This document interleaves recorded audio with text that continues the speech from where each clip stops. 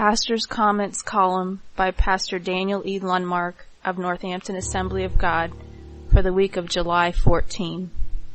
Precious Lord, take my hand. God gave this much-loved gospel song to Tommy Dorsey during the darkest days of his life. Here's his story. Back in 1932, my wife Nettie was in the last month of pregnancy with our first child.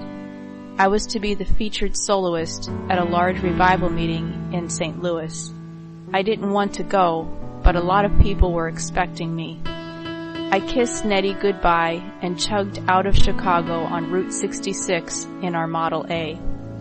Outside the city, I discovered I had forgotten my music case.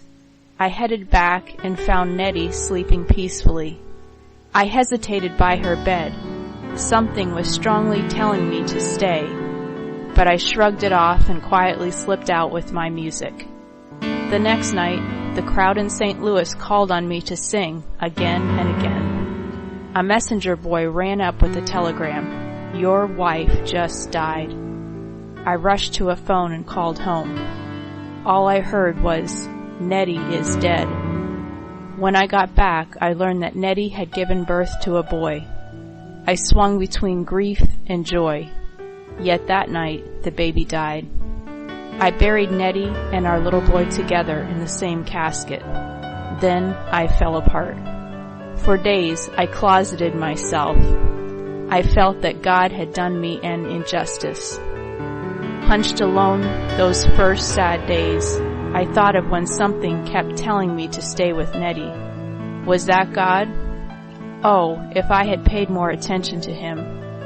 I vowed to listen more closely to him, but still I was lost in grief. Everyone was kind to me, especially a friend, Professor Fry, who seemed to know what I needed. He took me to a neighborhood music school.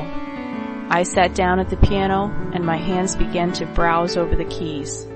Something happened to me then. I felt at peace. I felt as though I could reach out and touch God. I found myself playing a melody.